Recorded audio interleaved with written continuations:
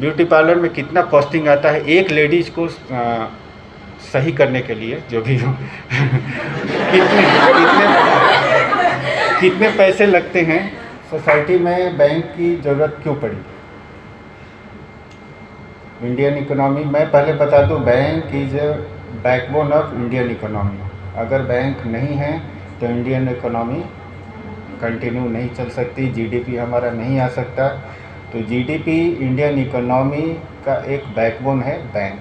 Bank की ज़रूरत क्यों पड़ी, बैंक क्यों आया और सरकारीकरण बैंक का क्यों हुआ? तो पहले क्या होता था, आप जानते होंगे कि पहले किसी के पास पैसा होता था तो वही लोग एज ए बैंकर, वो लोग आपकी ज़रूरत हुई, आप उनके पास गए पैसा लेने, तो उसमें क्या होता था ना कि आपका एक्सप्लॉइटेशन होता था। मन मर्जी थी, अपनी मर्ज़ी से पैसे देना, उसको ब्याज पे देना, और वो कभी भी बाहर निकल नहीं पाता था। तो ये सब जो प्रॉब्लम्स थी, इसको दूर करने के लिए एक ऑर्गेनाइज्ड स्ट्रक्चर दिया गया जहाँ से कि हम पैसा ले सके, दे सके। तो banking is a organizational structure for Indian economy in which we deposit money and take loan. और बैंकिंग पॉइंट ऑफ व्यू से we accept money from depositor, we accept money from depositor like you to lend the money to needy person. You got my point? सबको समझ में आ गया मैं क्या बोल रहा हूँ? बैंक एक ऑर्गेनाइजेशनल स्ट्रक्चर बनाया गया है, सिस्टमेटिक ऑर्गेनाइजेशनल स्ट्रक्चर, जिसमें कि आपके पॉइंट ऑफ व्यू से to deposit your money in bank, to borrow money from the bank, and from bank point of view to accept deposit from public to lend some needy person, right. पहले क्या होता था कि हम आपसे deposit ले लिए, हम आपको ब्याज कम देते थे, इंटरेस्ट कम देते थे, और जिसको हमने पैसा दिया उससे हम मनमानी ब्याज ले रहे हैं। इसको ही दूर करने के लिए बैंक को सेटअप किया गया। अब बैंक सेटअप हो गया। पहले बैंक प्राइवेट होती थी, किसी पर्टिकुलर पर्सन के हाथ में होती थी कमांड, तो उसमें भी मर्जी होती थी, अपने मर्जी से रेट ऑफ इंटरेस्ट डिसाइड करना सब कुछ। उसके बाद 1969 में इंदिरा गांधी जी ने इसका नेशनलाइजेशन किया। 19 बैंक को, शायद आप लोगों ने किसी ने पढ़ा होगा, नेशनलाइजेशन इंदिरा गांधी के द्वारा किया 19 बैंक को, और 71 में 2 और बैंक को ऐड किया। हमारी union bank of India 1905 established by Shri Mahatma Gandhi ji, हमारा यूनियन बैंक ऑफ इंडिया 1905 की इस्टेब्लिश्ड है। 1969 में नेशनलाइजेशन हुआ। नेशनलाइजेशन इसलिए हुआ कि गवर्नमेंट का कंट्रोल रहे बैंकों पे, ताकि जो आम सिटीजन हैं उनको कोई परेशानी न हो, या हमारी मर्ज़ी न चले कि हम कुछ भी कर रहे हैं, आपका कोई कंट्रोल नहीं है मेरे ऊपर, इसलिए इसका नेशनलाइजेशन हुआ। और आप ये बताओ कितने लोगों के अकाउंट है बैंक में? सबके अकाउंट है, वेरी गुड। जितने लोगों के नहीं हैं वो अकाउंट खुलवा लें कहीं भी, और कोशिश करें कि बाय एवरी मंथ आपको एक बार बैंक में जाना चाहिए। एवरी मंथ किसी भी काम से 100 रुपया डालने ही चले जाओ, 100 रुपया डालो, निकालो, ATM जाओ। तो आप जब हमसे मिलते हो या हमारे स्टाफ से मिलते हो तो कुछ नई चीज़ें सीखने को मिलती है, तो अपग्रेडेशन होता है सबका। आप स्टूडेंट हो तो होता है ना कि आगे क्या करना है। एक चीज़ पूछूंगा, आफ्टर ग्रेजुएशन कोई क्या करना चाहता है? कुछ करना चाहता है भी कि ऐसे ही बस ठीक है पढ़ना है इसलिए पढ़ना है? मैं एक चीज़ फैसिनेटेड हूँ पिपरिया के बारे में। मैं यहाँ हूँ नहीं, यहाँ का हूँ नहीं, लेकिन पिपरिया में जितने इंडस्ट्रियलिस्ट हैं उतने अच्छे स्टूडेंट भी यहाँ निकल रहे हैं। और मैं बताऊँगा लोन क्या होता है, एजुकेशन लोन क्या होता है, सब कुछ। मैं यहाँ से एजुकेशन लोन दिया हूँ। यहाँ के बच्चे IIM जा रहे हैं, IIT जा रहे हैं। मीन्स कि जो इंडस्ट्री है, जनरली इंडस्ट्री होती है, वहाँ पैसा होता है, वहाँ के लोग स्पॉइल्ड होते हैं। उनके बच्चे पढ़ते लिखते नहीं है, कुछ नहीं है उनका काम, क्योंकि पैसे और खाना तो मिल रहा है ना। देखो मैं एक मिडिल क्लास फैमिली से हूँ, मेरी ज़रूरत थी बैंक को ज्वाइन करना, क्योंकि अगर मैं पढ़ूँगा नहीं तो मेरे पास कोई ऑप्शन नहीं है। या तो मैं इधर उधर करूँगा या कुछ और करूँगा। तो मेरे पास सिर्फ़ और सिर्फ पढ़ाई एक ऑप्शन थी। तो मैं सबको कहूँगा कि आपके पास कितना भी पैसा हो घर में, कितने भी वेल टू डू फैमिली से आप हो, आपको अपने पैर पे खड़ा होना है। तो आपको अपने पैर पे खड़ा होने के लिए पढ़ना पड़ेगा, वही एक ऑप्शन है, दूसरा कोई ऑप्शन नहीं है। आप जिस भी अपना चॉइस सेलेक्ट करो कि हमको किस में जाना है, उस पे ही आप आगे बढ़ते जाओ और वो सक्सेस मिलेगी। बैंक एक ऐसा वर्क प्लेस है जहाँ की अभी बैंकिंग में, हमारे यूनियन बैंक में 57% लेडीज हो गई अभी। 57%, मतलब हम लोग अब कम हो गए। तो बैंक में काम करने के लिए अभी थोड़ा सा बैंकिंग इंडस्ट्री चेंज हो गई है, प्रेशर आपको झेलना पड़ेगा। तो अभी जो भी ग्रेजुएशन में कौन है फर्स्ट ईयर, तो उनके लिए बहुत अच्छा टाइम है अभी से प्रिपेयर करने का। और बैंक ही नहीं, बैंक हो या रेलवे हो या एसएससी हो या यूपीएससी हो या एमपीपीएससी हो, जो भी हो, तो आपको सेलेक्टिव होना पड़ेगा कि हमें करना क्या है। बैंक का प्रिपरेशन ऑल टुगेदर एक डिफरेंट है बाकी रेस्ट ऑफ एग्ज़ाम से। जैसे यूपीएससी और एमपीपीएससी दोनों अलग अलग टाइप की एक्टिविटीज़ होती है, तैयारी का प्रिपरेशन सब कुछ अलग होता है। उसी तरह बैंक और एसएससी और रेलवे, तो बैंक एक अलग पार्ट है, एसएससी रेलवे एक अलग पार्ट है। बैंकिंग के लिए जो भी चीज़ है मैं अभी बता देता हूँ कि कैसे आप प्रिपेयर करो, मतलब कैसे आप आगे बढ़ो बैंकिंग के लिए, और अभी से ही आगे बढ़ो। कितने लोग न्यूज़पेपर लेते हैं इंग्लिश? हाँ, सब लोग एक चीज़ कर लो शुरू, इंग्लिश न्यूज़पेपर। मैं तो बोलूँगा the Hindu, the best, otherwise Indian express और टाइम्स ऑफ इंडिया। तो वो फिल्मी हीरो हीरोइन को पढ़ना है तो टाइम्स ऑफ इंडिया लो आप। द हिंदू और Indian express, Indian express is better, also better. तो स्टार्ट द हिंदू। आपको कुछ नहीं करना है, हिंदू आप जब पढ़ोगे तो कुछ नहीं समझ में आएगा, स्टार्टिंग में कुछ भी नहीं आएगा, मेरे को भी नहीं आता था। आप just go through all the words, you only dictate, कुछ नहीं करना है आपको। बिल्कुल किसी वर्ड का मीनिंग नहीं आता है ना, तो डिक्शनरी नहीं ओपन करना है। जब भी आप द हिंदू या इंडियन एक्सप्रेस पढ़ो, डिक्शनरी को ओपन नहीं करना है। आपको नहीं पता कि ये वर्ड का क्या मीनिंग है, फिर भी आप पढ़ते जाना। आप you will see the changes after 1 month कि without going through dictionary you will be able to learn to know the meaning of that word after 1 month. What brings to dictate the Hindu without going through the dictionary, you will able to visualize the things. After reading you will able to visualize the things, what this paragraph is saying. Don't go grammatical, don't go grammar, don't go dictionary. You will able to visualize, you will develop in yourself to visualize the things. तो banking is the primary things कि we are doing daily routine work. मैं एक ऐसा आदमी हूँ जो घर के लेडीज़ को ब्यूटी पार्लर में भी का भी मुझे जानकारी चाहिए और बड़े बड़े राइस मिल्स का भी जानकारी चाहिए, क्योंकि मैं ब्यूटी पार्लर को भी लोन देता हूँ और राइस मिल्स को भी लोन देता हूँ। ब्यूटी पार्लर में कितना कॉस्टिंग आता है एक लेडीज़ को सही करने के लिए, जो भी हो कितने पैसे लगते हैं, कितना कॉस्ट आता है उस लेडी का, वो भी मुझे जानकारी चाहिए। और आप उनसे कितना लेते हो, तभी तो मैं एसेस करके आपको लोन दूंगा। तो आप एक जान लो, बैंकर एक होता है जो ब्रांच मैनेजर होता है, एक सब चीज़ का जानकार, थोड़ा बहुत सब चीज़ का होता है।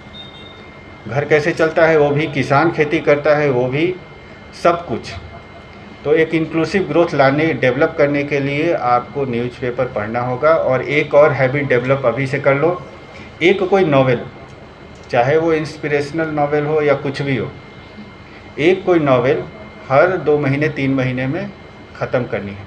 लेकिन जो मैं बोल रहा हूँ ना, कभी भी डिक्शनरी ओपन नहीं करना, कोई भी बिना डिक्शनरी के पढ़ना है, तभी आप, मैं जो बता रहा हूँ, आप यूपीएससी भी क्लियर कर सकते हो। जनरली क्या होता है एमपीपीएससी बाकी एग्ज़ाम में कि क्वेश्चन आया, बुक्स पढ़ा, रट्टा मार लिया, आंसर दिया, सिलेक्शन हो गया। लेकिन यूपीएससी और बैंकिंग एक ऐसा सेक्टर है कि आपको हर चीज़ का अपना एक लॉजिक बनाना होता है, हर चीज़ में अपना एक थॉट डालना होता है, और हर चीज़ में आपका एक विजुअलाइजेशन होता है। किसी भी सिचुएशन में आप मेरे पास आ गए एजुकेशन लोन के लिए, तो ऐसे थोड़ी दे दूँगा। मेरे पास ऐसे 10 कस्टमर आते हैं डेली लोन के लिए, जिसमें 9 लोगों को मना करना होता है या 9 लोगों को देना होता है। तो मुझे डिसाइड करना होता है ना जी, कि मैं किसको कैसे किस बेस पे रिजेक्ट करूँ। तो अगर मुझे उस फील्ड का नॉलेज नहीं है तो मैं कैसे दूंगा? तो उस फील्ड के नॉलेज के लिए क्या करना है, मुझे पढ़ना थोड़ी है। अब मैं पढ़ूंगा नहीं ना, तो आइदर मैं पहले वर्क किया हूँ या पेपर पढ़ता हूँ या बुक्स पढ़ता हूँ, उससे इन्फ्रेंस लेता हूँ कि अच्छा ऐसा हो सकता है, ऐसा हो सकता है ये चीज़। अभी मैंने कल एक 32 लाख का लोन, एजुकेशन लोन किया, और एक 4 लाख का लोन नहीं दिया। दोनों में डिफरेंस है। उसको मना किया, उसको दिया। तो होता है ना, 50,000 के भी लोन देते हैं, और मेरे यहाँ 70 करोड़ के भी लोन हैं। तो आपको डिसीजन मेकिंग जो होता है ना, वो फास्ट करने के लिए आपको अभी से ही थोड़ा स्किल डेवलप करना होगा। इसके ग्रेजुएशन पार्ट 3 जाते जाते आप लोगों को सिलेक्शन लेना है, तो अभी से स्टार्ट करना होगा। 9, 10, 11, 12 में बच्चे हैं, उनको थोड़ा टाइम है, लेकिन फिर भी 10th ऑनवर्ड्स आप ये न्यूज़पेपर पढ़ना तो कोई ख़राबी नहीं है ना, लेकिन वो फालतू न्यूज़ नहीं पढ़ना कहीं भी, कि वो मारकाट और वो हीरो हीरोइन, ये सब नहीं पढ़ना, कुछ ज़रूरत ही नहीं है। ठीक है। आरबीआई के बारे में जानता है कोई? आरबीआई क्या है ये है क्या? हाँ, RBI reserve bank of India है क्या?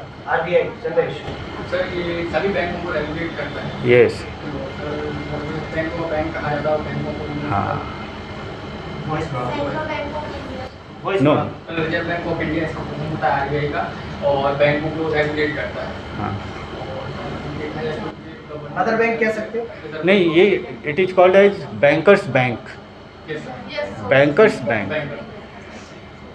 RBI is a regulator of all the banks. Banks includes central bank, government bank, private bank, scheduled commercial bank, non-commercial bank, non-fund based bank. Every bank is controlled by Reserve Bank of India. Reserve Bank of India is subsidiary of Government of India.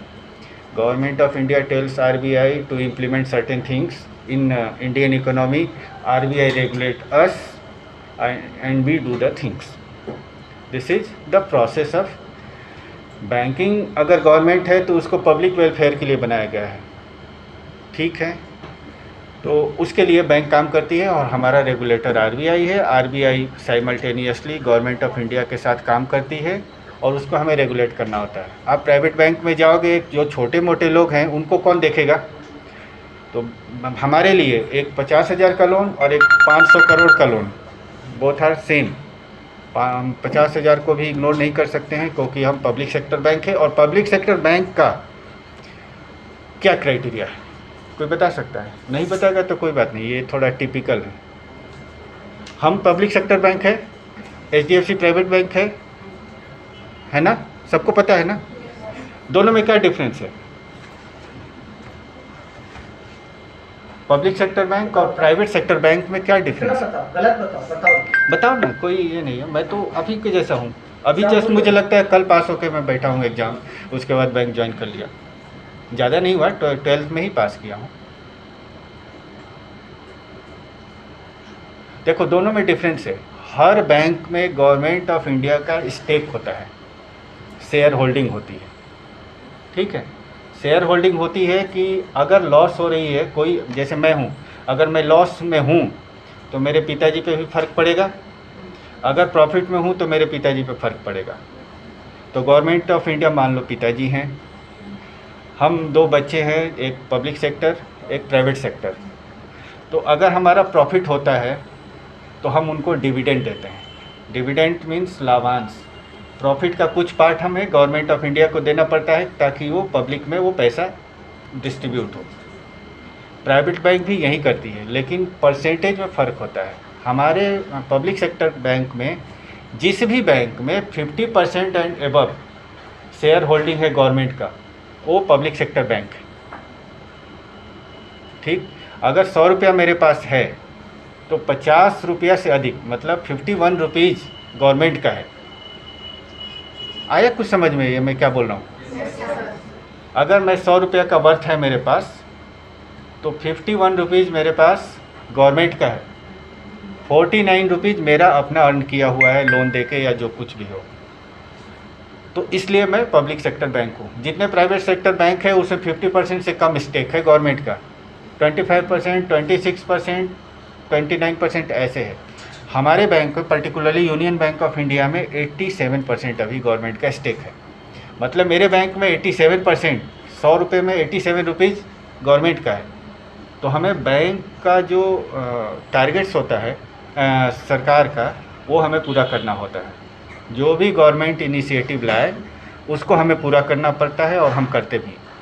नहीं करते हैं तो हमारे पे penalty भी आती है कि आपने इस एरिया में काम नहीं किया, एग्रीकल्चर में इतने लोन नहीं दिए तो आप इतने दो। लास्ट ईयर हमने 6,500 करोड़ पेनल्टी दिया गवर्नमेंट को, क्योंकि हमने एग्री का टारगेट 44% होता है एग्रीकल्चर का टारगेट।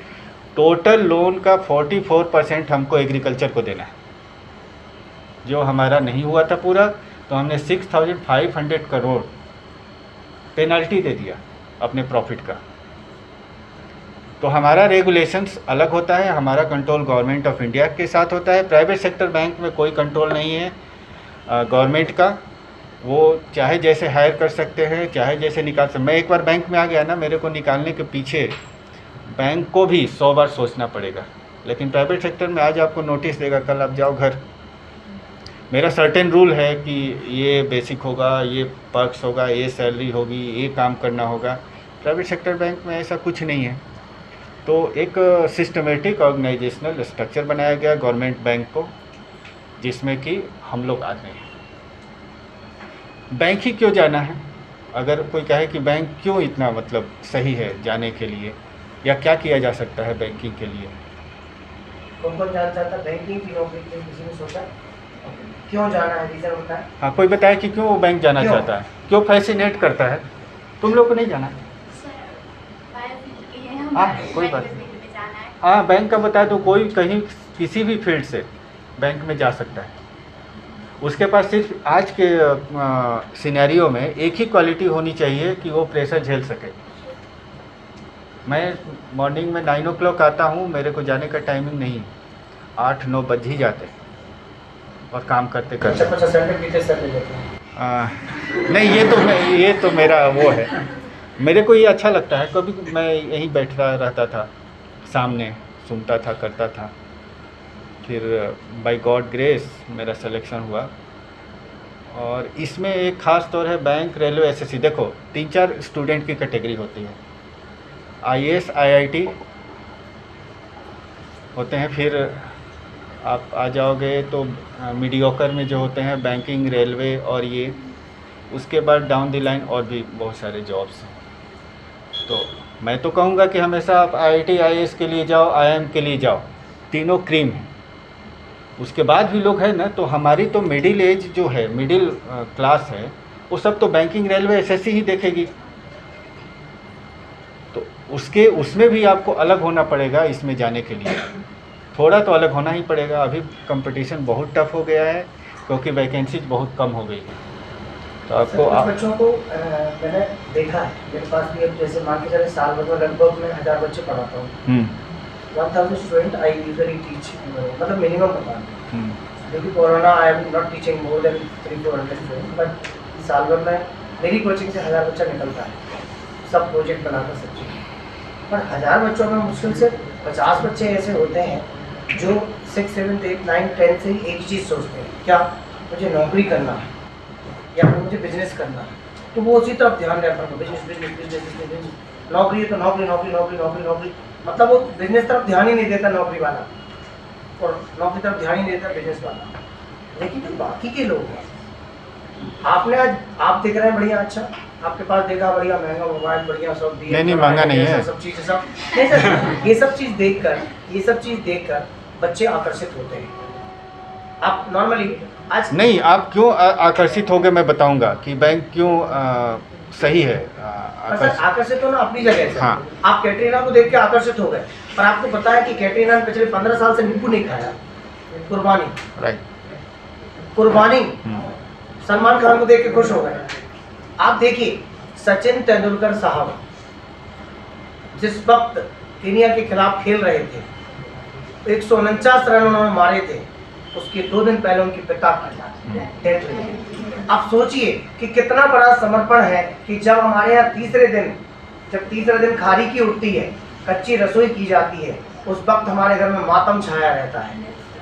और कोई बंदा इंटरनेशनल ओडीआई वनडे इंटरनेशनल खेल रहा हो और 149 रन मार रहा हो, क्या उसको याद नहीं है कि एक बार कि मेरा बाप चला गया 3 दिन पहले, उसे कैंसर है, आज सुबह पता चला है, और वो मैच खेल रहा है धोनी। ऐसे कई लोग हैं, विराट कोहली जिस दिन पिताजी मरे उसी दिन मैच खेल रहे थे। तो आप सोचिए एक बार, आप 1 करोड़ रुपया दे दो, 5 करोड़ रुपए दे दो, अगर तुमको मलाई का अरोरा एक लड्डू खा के बता दो मीठा, तो नहीं खा सकते। कुर्बानी। लता मंगेशकर ने कभी जिंदगी में इमली नहीं खाई, चली गई। आप सोचिए कुर्बानी। हम तो कहीं अगर कहीं जा रहे हैं, बफर में जाएंगे, आ जाओ आज तो पसंद नहीं जाए, बाया बाया गोल गोल सुन कहती फावड़ा फुर्ती और घर में शान बताएंगे, हम तो 2 रोटी खाते हैं रात में, वहाँ पर तंदूरी 6 बस क्या है, मतलब समझिए आप कुर्बानी। आपको हमने दीवार पर कितनी बार टाइम टेबल लेके चिपका दिया, लेकिन आज तक फॉलो नहीं हुआ। रोज 9 से 10 केमिस्ट्री पढ़ेंगे, अबे पढ़ने वाले को होश रहता है क्या कि 10 कब बच गए। सही बात।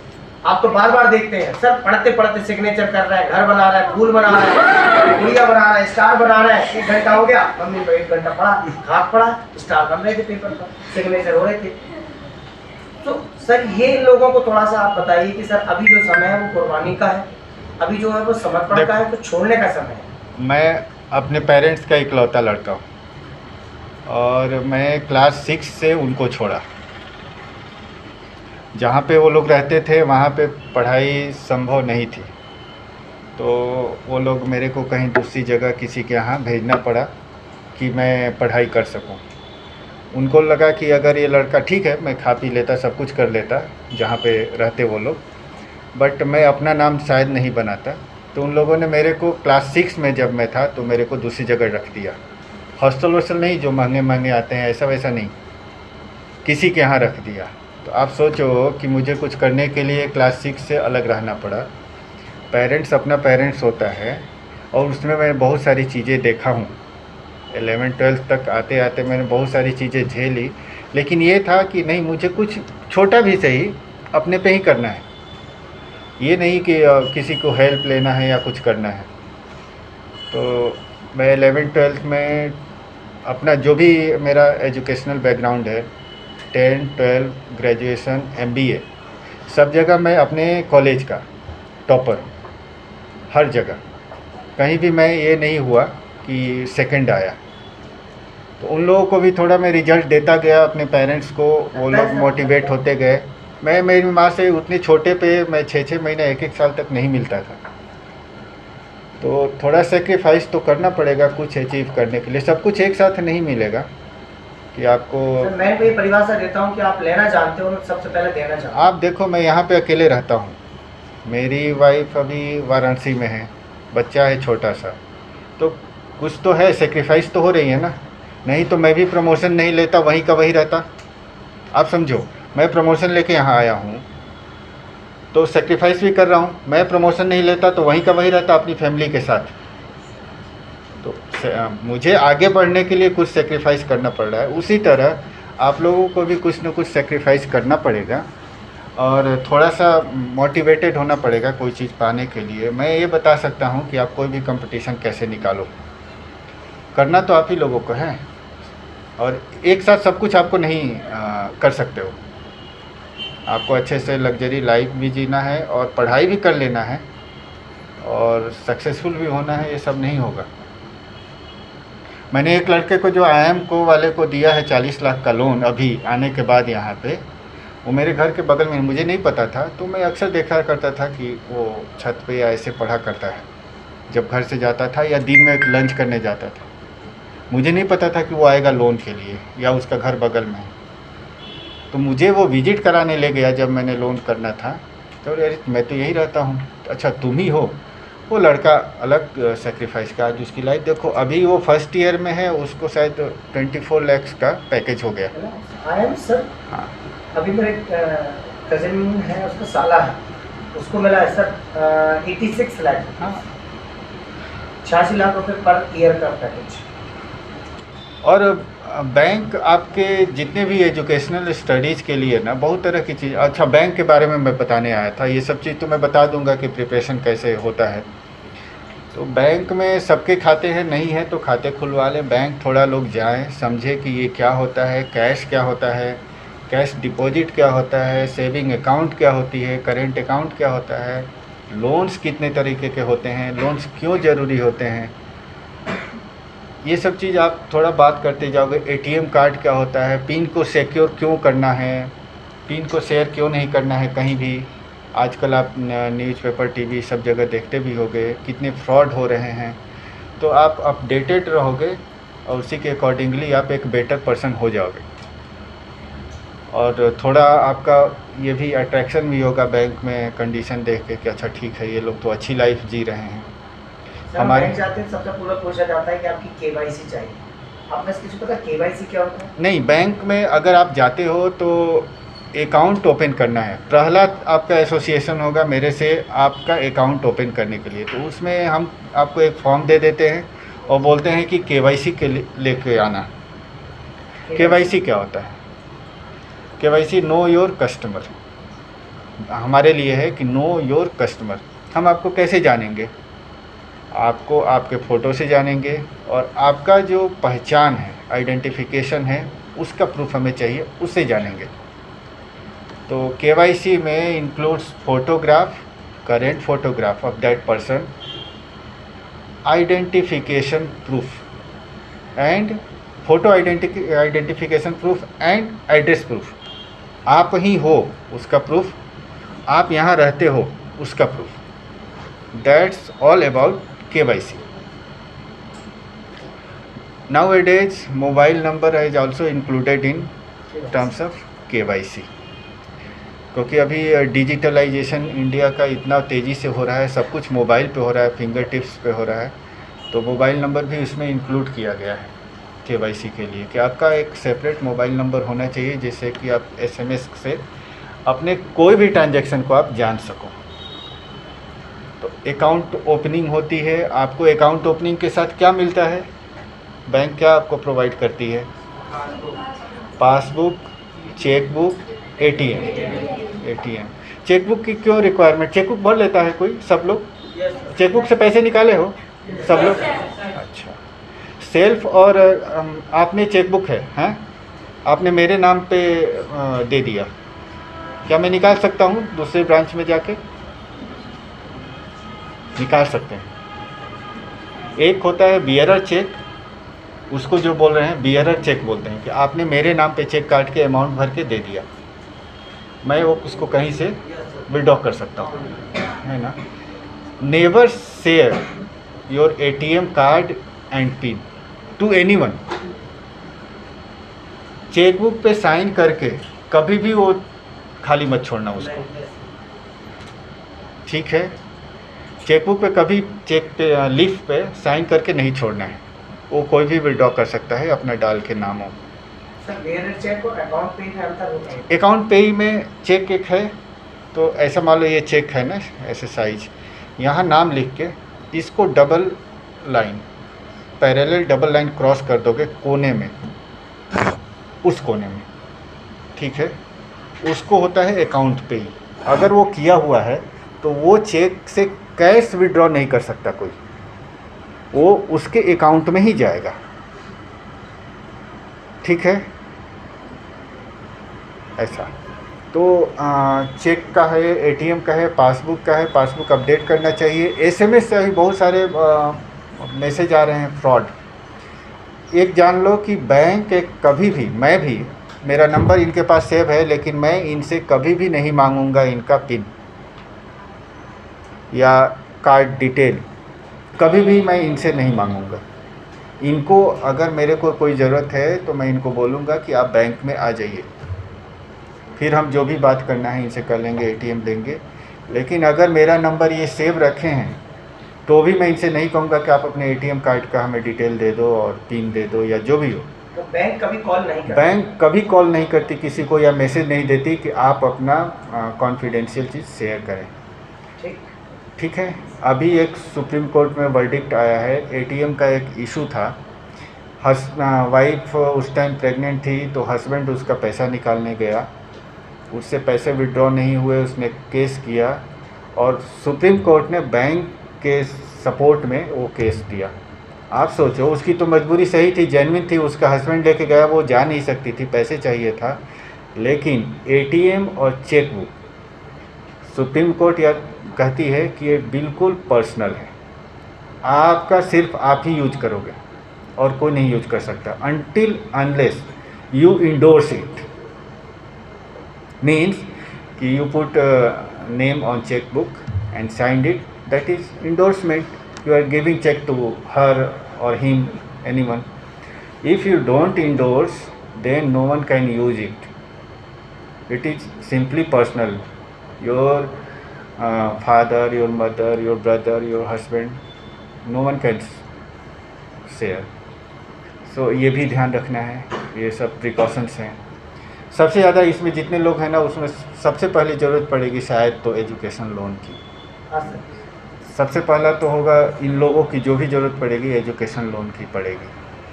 तो बैंक सब्सिडाइज रेट में, रेट ऑफ इंटरेस्ट जो हम चार्ज करते हैं, सब्सिडाइज रेट में एजुकेशन लोन देती है up to 4 lakhs, no security, मतलब आपके पेरेंट्स की सिक्योरिटी नहीं लगेगी, घर मकान ये सब नहीं लगेगा।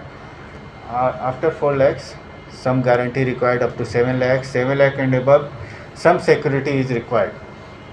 But for premier institute like IIT, IIM, no security, no guarantee, nothing is required up to 40 lakhs. तो सब लोग कोशिश करो कि या तो IIT में जाएंगे, नहीं तो IIM में जाएंगे। किसी को पेरेंट्स पे भी डिपेंड नहीं होना है भाई। मतलब IIM में अगर आपका सिलेक्शन हो गया है तो 40 लाख रुपए तक का पूरा लोन बैंक दे सकती है कि आपके पेरेंट्स की भी ज़रूरत नहीं है। ओ, आपके पेरेंट्स से हम साइन भी नहीं लेने जाएंगे। आप सोचो, और 1 दिन का प्रोसेस है। प्रोसेस में बता दूंगा, वो तो फर्दर है कि क्या है, लेकिन 1 दिन में वो लोन होते हैं। तो ऐसा काम करो कि आपको अपने पेरेंट्स की भी ज़रूरत ना पड़े कि वो पेरेंट्स आके बात कर रहा है कि एजुकेशन लोन देना है जी, ये कर लो वो कर लो, कुछ नहीं। आप सीधे आओ, मेरे को इस कॉलेज में एडमिशन हुआ है, मेरे को एजुकेशन लोन चाहिए, हंस के देती है और बैंक देती है दौड़ के। हंस के देती है। अच्छा भी लगता है। मैं तो एक मतलब टिपिकल ब्रांच हेड टाइप का नहीं हूँ, अरे ये लाओ वो लाओ क्या लो, कुछ नहीं। मुझे थोड़ा सा एजुकेशन लोन देने में अच्छा भी लगता है। मैं एजुकेशन लोन किसी का मना नहीं करता, क्योंकि कभी शायद मैं उस स्टेज में था, मुझे भी ज़रूरत पड़ी थी, किसी ने हेल्प किया था मुझे, आउट ऑफ वे जाके मेरा लोन कर दिया था। तो मेरी भी ड्यूटी बनती है ना, अगर मैं उस पोजीशन पे हूँ। एक और चीज़, बैंकर कितने सोसाइटी में कितने लोग हैं, कौन सा सेक्टर है जिसमें बहुत ज़्यादा रिस्पेक्ट होती है, किसकी रिस्पेक्ट होती है आप लोग की नज़र में? सोसाइटी में जैसे प्रोफेशन होता है ना, तो कौन कौन से प्रोफेशन का आपके पास लगता है करे इसकी तो रिस्पेक्ट है? पैसा नहीं, पैसा से मत तोलना उसको। हाँ, आर्मी, हाँ, टीचर्स, डॉक्टर। पैसे यहाँ पे बहुत लोगों के पास हो सकते हैं, लेकिन अगर किसी डॉक्टर के पास अगर कोई जाएगा तो उसको सर ही बोलेगा। तो डॉक्टर्स प्रोफेशन एक बहुत नोबल प्रोफेशन है। पैसा होना ना होना अलग बात है, उसके पास आपको जाना ही है। हमारा टीचर्स हुए जो कि सबको बनाते हैं, तो टीचर्स तो अल्टीमेट है, ऊपर है, वो नहीं है तो कुछ नहीं हो सकता किसी का।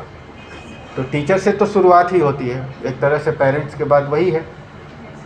पेरेंट्स आपको थोड़ा दिन लालन पालन करके भेज दिया इनके पास, तो आपका जो ये स्किल सेटअप मोटिवेशन ये सब जो कर रहे हैं ना, तो that because of Jitesh Bhargav ji. So you are ultimate inspiration.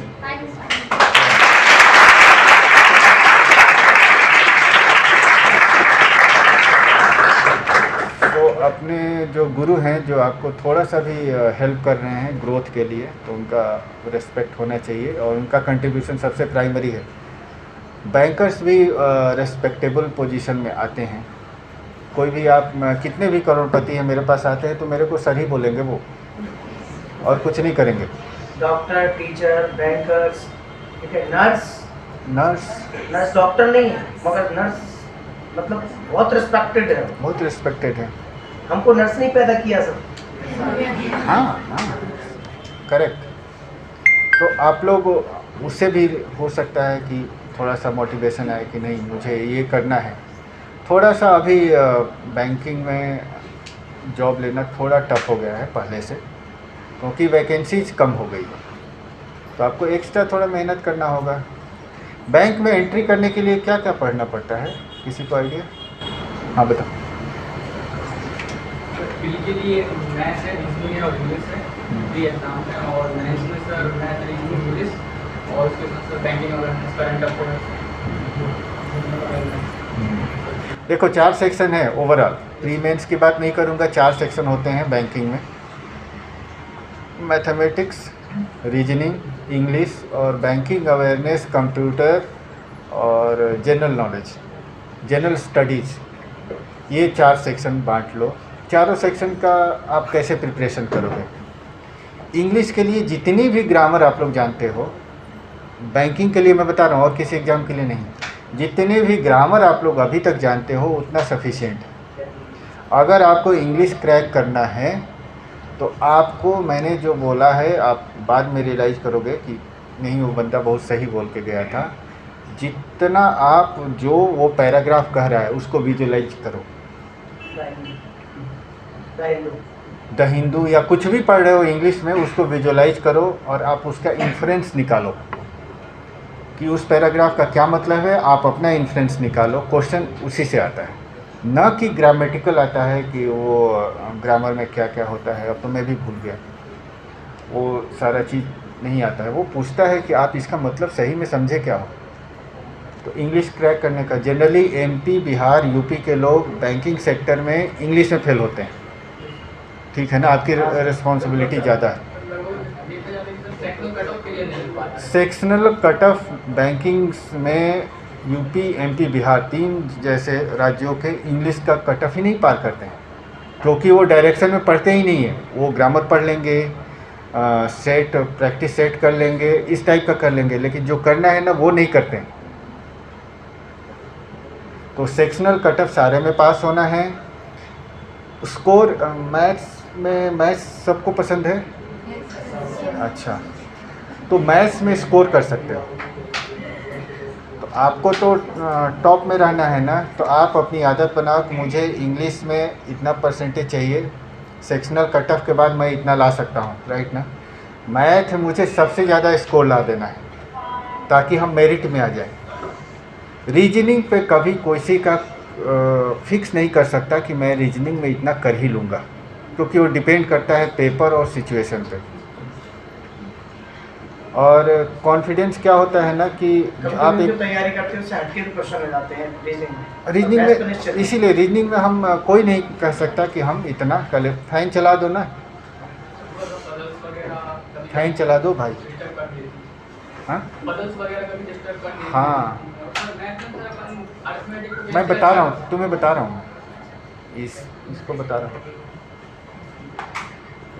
हाँ ये अच्छा की, ये दो, ये सो रही है और ये सो रही है, जम्हाई ले रही है सुबह सुबह, ये कैसे संभव है?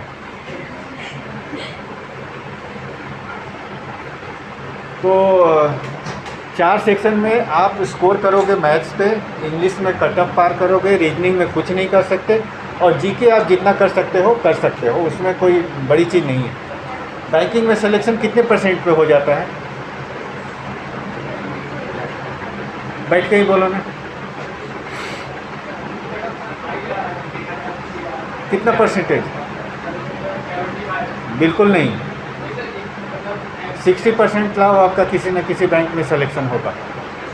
Only 60% with sectional cut off.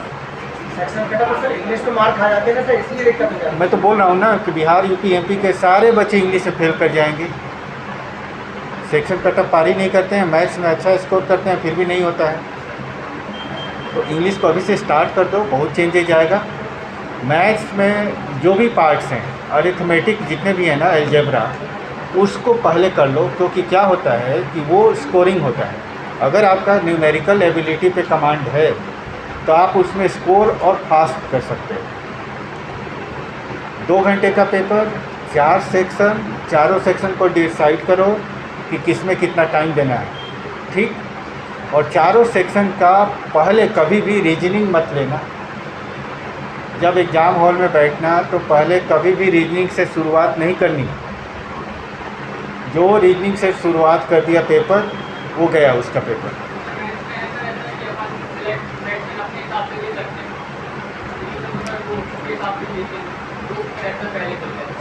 नहीं नहीं, वो तो अपने हाथ में, मैं वो अलग से तुम्हें बता दूंगा कि कैसे उस पर काम करना है। कि तुम मैथ के 4-5 पहले मेरे ऐसे सेट मिल जाते थे, सारे सील्ड होते थे। मैंने खुद कॉर्पोरेशन बैंक में क्या किया है कि जो आधे घंटे का टाइम होता है कि जब पेपर स्टार्ट हो और मिल गया, मैं ऐसे करके ना कम से कम 8 से 10 क्वेश्चन मैथ के ऐसे ही लगा लेता था उस आधे घंटे में। कोई मना थोड़ी करा, मेरे को पेपर मिल गया, मैंने सील नहीं खोला है, उसको साइड से खोल के क्वेश्चन मुझे दिख गया। नीचे नीचे क्वेश्चन निपटा दिए, 10 क्वेश्चन मैथ के निपटा दिए, कुछ निपटा दिए। एक चीज़ ध्यान रखना, टाइम का जो है मैनेजमेंट बहुत ज़रूरी है बैंकिंग में। आप हर सेक्शन का अगर आधे घंटे टाइम दिए हो तो आप अपने घर पे प्रैक्टिस करो 20 मिनट्स में। 20 मिनट्स में 50 क्वेश्चन आपको टच करना है, सही हो गलत हो कुछ भी हो। आप 20 मिनट्स क्लॉक लगाओ, मैथ्स के सेक्शन उठाओ 50 क्वेश्चन, आप स्टार्ट करो 50 क्वेश्चन बनाना। पहले क्या होगा कि 20, 25, 30 क्वेश्चन गलत होंगे, लेकिन धीरे धीरे ऐसा आएगा कि आपकी जो एरर है वो कम होती जाएगी और स्पीड भी बढ़ जाएगी, एक्यूरेसी भी बढ़ जाएगी। तो banking is all about time management, speed and accuracy, nothing else. तो मैथ्स आप स्कोर कर सकते हो इस तरीके से, आपको टाइम वेस्ट करना ही नहीं। और अगर कॉन्फिडेंस है तो आप कोई भी एग्ज़ाम आसानी से, मैं अपना एक लाइव एग्जांपल दूंगा। मेरे 6 बैंक में सिलेक्शन हुए थे, तो मैं इसको ज्वाइन कर लिया था। रिजल्ट आता है अपने टाइम से, पहले अलग अलग होता था, अभी IBPS है ना, हम लोगों के टाइम में सारे बैंक अपना अलग अलग लेती थी। मैं बैंक ऑफ इंडिया के लिए मुझे जाना था नागपुर, उस टाइम मैं दिल्ली रहता था। तो उस दिन पता नहीं क्या था कि ट्रेन में बहुत भीड़ थी, मेरा रिजर्वेशन था, मैं रिजर्वेशन तक अपने नहीं पहुंच रहा था, इतनी भीड़ थी, कोई रैली वैली थी। तो मेरे को एक लड़का था मेरा फ्रेंड, मैंने उसको बोला कि मैं नहीं जा रहा, इतनी भीड़ में मैं खड़े होकर जाऊंगा, मुझे कल पेपर देना है। उसको मेरे पे इतना कॉन्फिडेंस था, बोला कि तुमको तो मैं नहीं जाने, ऐसा हो नहीं सकता। ज़बरदस्ती मेरे को ठूस दिया और ट्रेन जब चली तब वहाँ से हटा कि अब तो उतर नहीं सकता ये। मैं गया रात को, सुबह 4 बजे उतरा नागपुर में स्टेशन पे ही 1-2 घंटे सोया, फिर पेपर में बैठने गया और मेरा सिलेक्शन हुआ। उस सिलेक्शन का ये रिजल्ट रहा। उसके बाद मैंने जितने भी एग्ज़ाम दिए बिना पढ़ के दिए, मैं पढ़ता ही नहीं था, टच में रहता था, पढ़ता नहीं था कि नहीं मुझे पढ़ना है, प्रैक्टिस सेट करना है। मैं सिर्फ कॉन्फिडेंस के बेस पे सारे एग्ज़ाम का रिटन क्वालिफाई करता था। मैं SBI के मेंस का दे रहा था, शायद दिल्ली ही दे रहा था। रिटन प्रीलिम्स हो गया, मेंस का पेपर था जिसमें सब्जेक्टिव आता है। मैं सुबह सुबह वहाँ पहुँचा था, मुझे नींद आ रही थी, मैं क्या लिख रहा हूँ मुझे पता नहीं था, फिर भी SBI में सिलेक्शन हुआ मेरा। तो अगर कॉन्फिडेंस आ जाता। एक और थोड़ा फनी है, मैं बैंक ऑफ बड़ौदा का एग्ज़ाम देने गया था, सावंतवाड़ी में मैं था, रत्नागिरी में, गोवा के पास है। गोवा में मैं 2.5 साल रहा। वहाँ से मैं मुंबई गया एग्ज़ाम देने, तो जैसे मैं बैठा पेपर देने, मुझे टॉयलेट जाना पड़ गया, क्योंकि मैं सुबह सुबह पहुंचा था। मेरे आधे घंटे ख़राब हुए वहाँ से जाके फिर आना। और बैंक ऑफ बड़ौदा उस टाइम पहली बार रैंकिंग निकाला था, 600 सीट था, 314 मेरा रैंक आया, मतलब मेरा कंफर्म था कि उसमें हो रहा है। मैं इंटरव्यू में गया, मुझे बैंक ऑफ इंडिया अगले दिन आके ऑफिस ज्वाइन करना था। मैंने पैनल को बोला सिर्फ देखना क्यों मेरा हुआ है। मेरी ट्रेन थी 7 बजे पनवेल से, मैं इंटरव्यू दे रहा था CST पे वहाँ पे, और वहाँ से 1 घंटे लगते हैं पनवेल जाने में लोकल में। मैंने 5 बजे बोला, इंटरव्यू पैनल बाहर निकला किसी काम से, मैंने बोला कि सर मेरे को कल bank of India office join करना है, मेरी 6 बजे ट्रेन है, मेरा इंटरव्यू अभी ले लो आप, जो आप बाद में लोगे। उसने मेरे को आधे घंटे में ही बुला लिया और वो बोला कि मैं सिर्फ तुम्हारे कॉन्फिडेंस पे तुम्हारा इंटरव्यू गो थ्रू करता हूँ, और ठीक है आए हो तो कुछ तो फॉर्मेलिटी करनी है, सोडियम क्लोराइड का फार्मूला बता दो। सिर्फ क्या है NaCl। सेकेंड जो 4-5 लोग बैठे थे, उसने बोली कि तुम बैंक ऑफ इंडिया में working since 1 years in bank of India. हमारे यहाँ रत्नागिरी गोवा की तरफ ना वो अल्फांसो आम होते हैं, सुना है अल्फांसो? खाया कितने हैं? किसी ने नहीं ना, बेकार है। तुम सब लोग अच्छा पढ़ाई करो, अच्छी जॉब पाओ, गोवा जाओ आम के सीज़न में, अल्फांसो खाओ और लेके आओ घर पे। सबकी लाइफ अभी तक बेकार है अगर अल्फांसो नहीं खाया तो। हाँ, one of the finest quality of mango जो कि एक्सपोर्ट होती है, इंडिया में बहुत कम मिलता है। तो मैं बैंक ऑफ इंडिया में था, अल्फांसो आम का हम लोग लोन किए थे। उसने बोला कि how you assess a loan proposal of Alphonso mango, मतलब आप लोन कैसे दे देते हो एक आम के लिए, जबकि आम क्या है, पेरिसेबल है, 2 दिन रख दो ख़राब हो जाएगा, नुकसान हो सकता है। तो आम उधर है, एक पेड़ पे 10,000 आम एक सीज़न में लगते हैं, अल्फांसो 10,000। उस पर हम लोग कैलकुलेट करके देते हैं। हाँ, मेरे यहाँ कस्टमर पहुँचा जाते थे बैंक में, मैं बांटते बांटते थक जाता था अपने आसपास, क्योंकि मैं उस टाइम शादी मेरी नहीं हुई थी, अकेले रहता था वहाँ, कितना आम खाऊंगा मैं। और ये पिपरिया में सारी चीज़ है, मुझे मैंगो की क्वालिटी सबसे ख़राब लगी, है ही नहीं मैंगो यहाँ। वाराणसी में या जहाँ से मैं आया हूँ वहाँ बहुत सारी क्वालिटी है, यहाँ है नहीं, कुछ नहीं। तो आप लोग अच्छा करो, उधर जाओ घूमने गोवा आम के सीज़न में, वहाँ से आम लेके आओ। तो मेरा बैंक ऑफ बड़ौदा में कहने का मतलब था, कॉन्फिडेंस देख के मेरा सिलेक्शन हुआ। तब तक मैं ये बैंक ज्वाइन कर चुका था, इसलिए उसको छोड़ना नहीं पड़ा, क्योंकि आजकल बॉन्ड भरवाते हैं, है ना, सिलेक्शन हो जाता है तो आप 2 साल रुको, उसका बॉन्ड होता है 1 लाख 1.5 लाख रुपये का, FD हम लोग करवा लेते हैं, ताकि आप जाओ तो हम रख लें, क्योंकि हमारा वो ट्रेनिंग सब कुछ पे नुकसान होता है, इसलिए हम अपने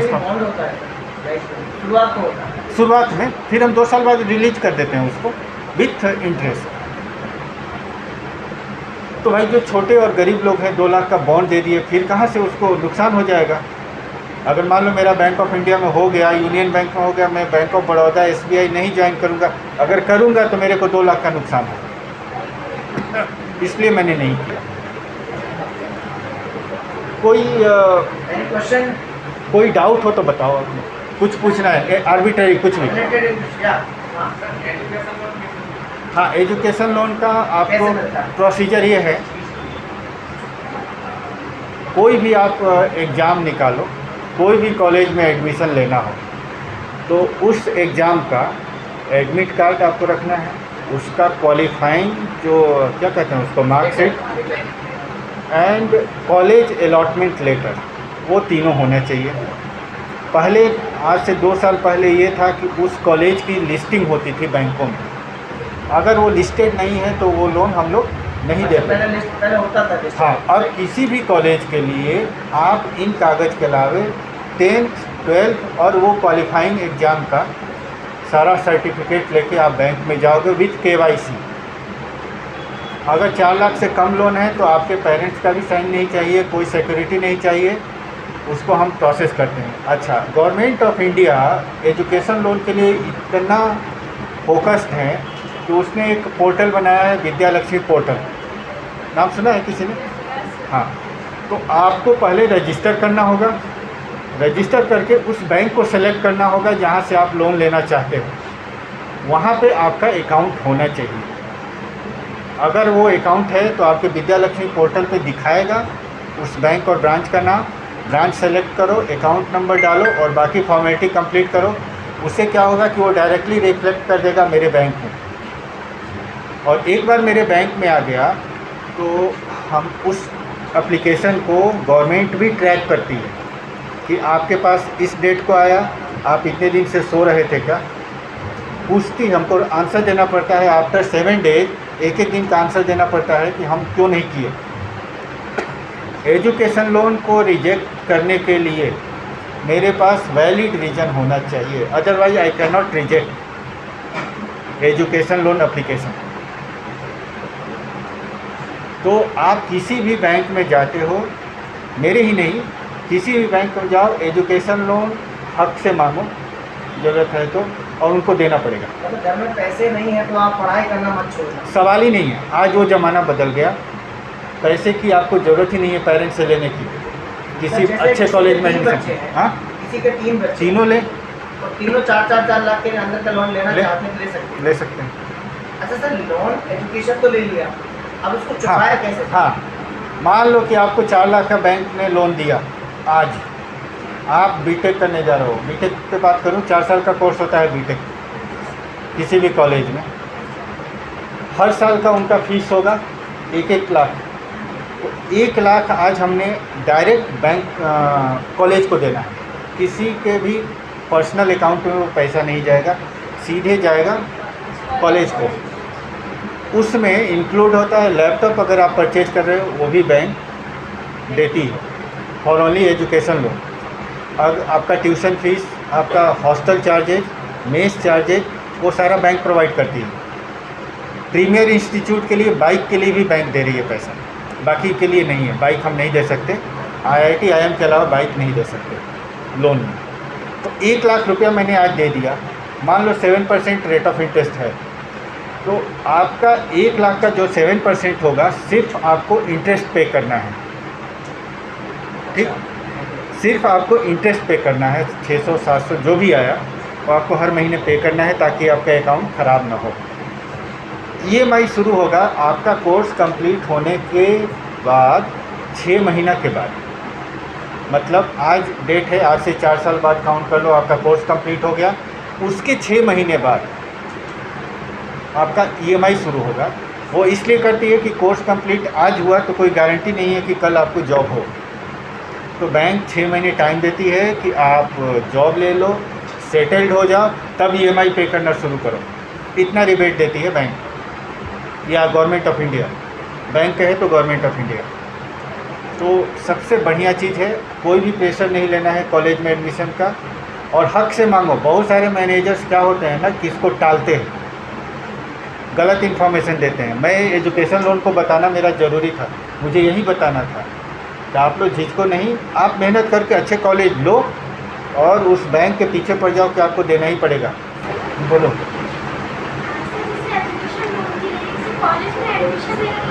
यस, हाँ वो भी देगा। हाँ,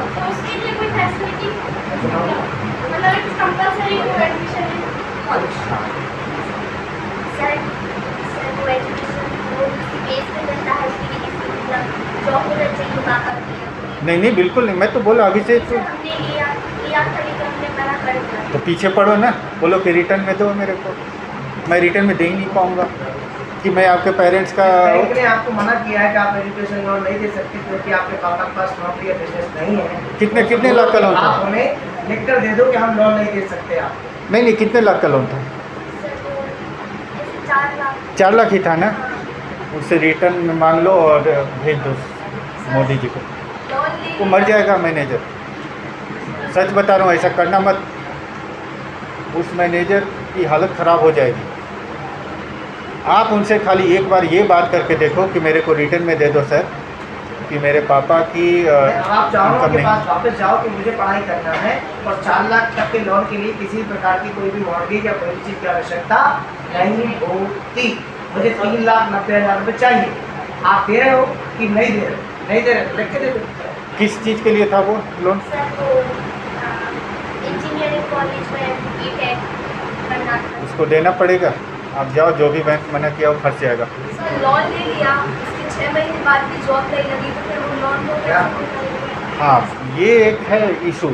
तो जनरली होता क्या है कि गवर्नमेंट ऑफ इंडिया कुछ कवरेज करती है, उसका कुछ प्रीमियम काटती देना है। तो पड़ेगा ही। हाँ, मैं बता रहा हूँ क्या फ़र्क पड़ेगा आपको कि आपने नहीं दिया तो। आजकल एक सिविल का नाम सुना होगा। सिविल का नाम कितने सुना है? सिविल स्कोर होता है, आपके लोन लेने की कैपेसिटी का स्कोर होता है। अगर आपका हमने लोन दिया 4 साल बाद, 6 महीना हुआ, 4.5 साल बाद भी आप पेमेंट नहीं करते हो, तो हम तो गवर्नमेंट ऑफ इंडिया से 70% ले लेंगे उस लोन को पूरा करने के लिए, लेकिन आपका सिविल स्कोर इतना ख़राब हो जाएगा कि आप कहीं और लोन नहीं ले सकते, कुछ भी, किसी भी फील्ड में। किसी भी फील्ड में कहीं भी आपको लोन कोई बैंक नहीं देने वाली है अगर आपका सिविल स्कोर ख़राब हो। सिविल का एक्चुअल मिनिमम और मैक्सिमम क्या है? कोई मिनिमम नहीं है। आप 1 रुपये का भी लोन लो, लोन ही होता है। 1 करोड़ का लोन, लोन ही होता है। ये कितना होना स्कोर चाहिए? हाँ। Score 700 minimum. 650 पे भी हम लोग देते हैं, लेकिन आप नॉलेज में रखो कि मुझे 700 से बिलो सिविल स्कोर नहीं रखनी अपना। Sir, if we have taken loan from a bank and we are unable to give it on a time, so what happens? Account become NPA and your civil score will be deteriorated. After that you cannot take any loan from any other. अगर अपने पास कोई अच्छा reason है ना देने का तो जैसे कोई घर में कोई इशू हो गया बहुत बड़ा तो नहीं दे पा रहे। लोन रीपेमेंट का जो इम्प्लीकेशंस है वो आपको बियर करना पड़ेगा। सिविल स्कोर ख़राब होना, वो कंडीशन पे नहीं जाती बैंक। वो कंडीशन पे नहीं जाती। कल को किसके साथ क्या हो जाएगा नो वन मैंने नोज। एक एग्जांपल दिया, एटीएम लेकर बैंक गया बंदा, उसने केस किया कि मेरी वाइफ को पैसा नहीं मिला। हाँ, इससे वैलिड रीजन क्या बैंक होगा? के पेपर में आया कि बैंक दे नहीं सकते पैसा। बैंक मीन्स आप एक कागज हो, बैंक की नहीं जाओ, कागज चोखा पैसा ले जाओ, कागज चोखा नहीं सॉरी। सर, आप मुझे इंस्टीट्यूट में अगर एडमिशन लेना है तो उसके लिए मिल सकते हैं। नो, कोई ओनली donation फॉर नहीं करते। No only for courses. देखो, कोचिंग में ले लिया एडमिशन, उसके बाद जॉब की गारंटी नहीं है ना। हम पैसा दे रहे हैं, वही पैसा किसका है? आप ही लोगों का है। आपके पेरेंट्स, उनके पेरेंट्स सब जो डिपॉजिट किए हैं वही पैसा मैं आपको दे रहा हूँ ना। तो कोचिंग में एडमिशन लेके गारंटी नहीं है आप जॉब पा जाओ, लेकिन कोई कोर्स करोगे तो गारंटी है ना, परसेंटेज बढ़ जाएगा ना कि आप जॉब पाओगे तो पैसा चुकता करोगे, इसलिए नहीं देते।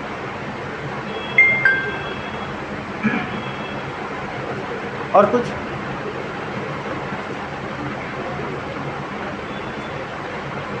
कुछ भी कैरियर, बैंकिंग, कुछ भी।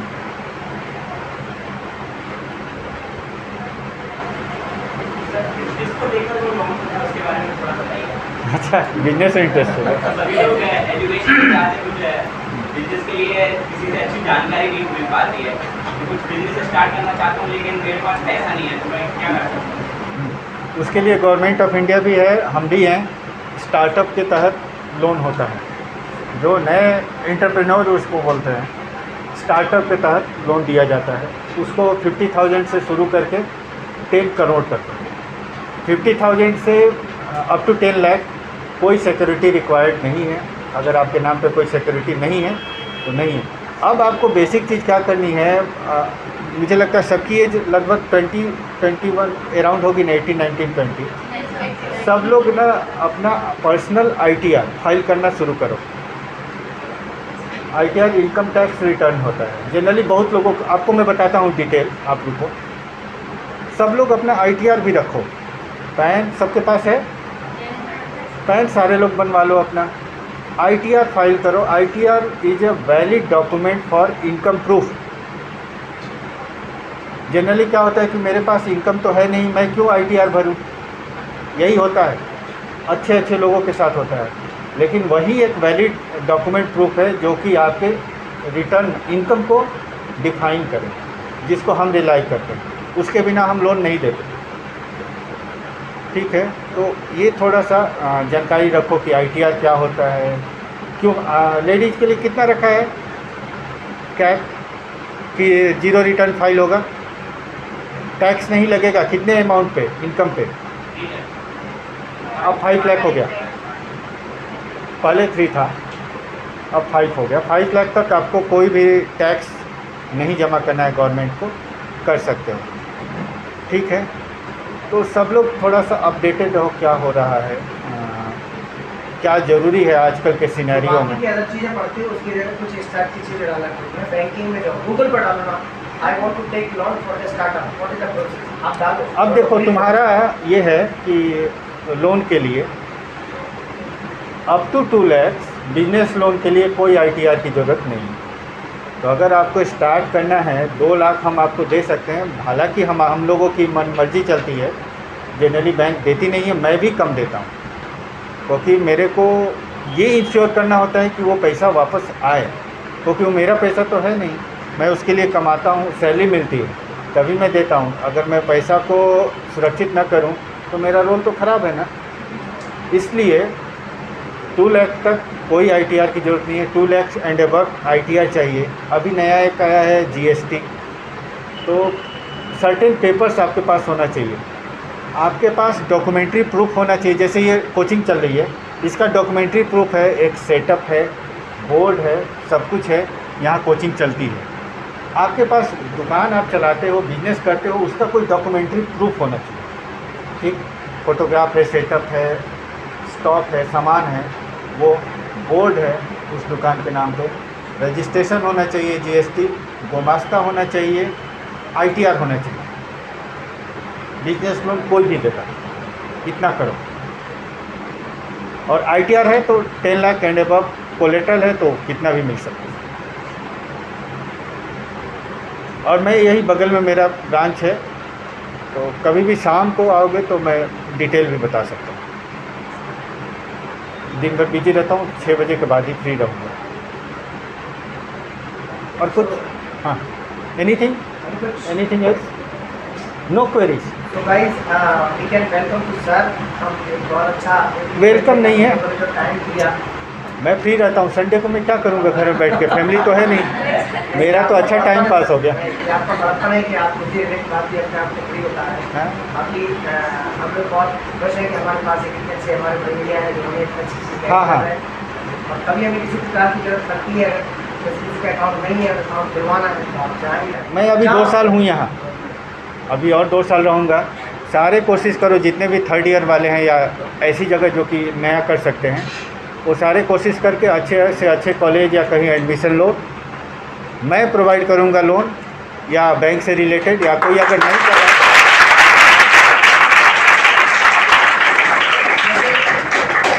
अगर कोई नहीं कर रहा है उससे करवाऊँगा भी मैं। साक्षी बहुत टैलेंटेड लड़की है सर, बहुत टैलेंटेड है। तो तुमको पैसा नहीं सोचना है।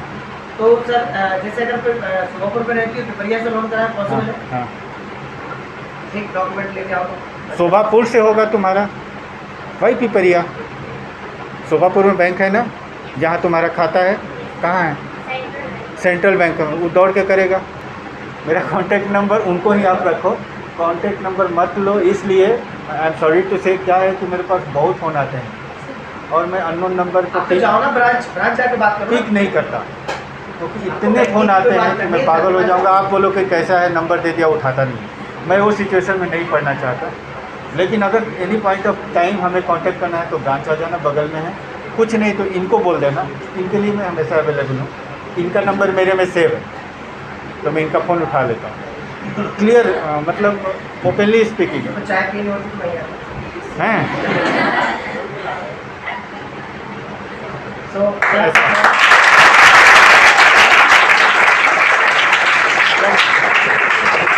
do motivated do something extra so that your parents can be proud of. Bharat माता की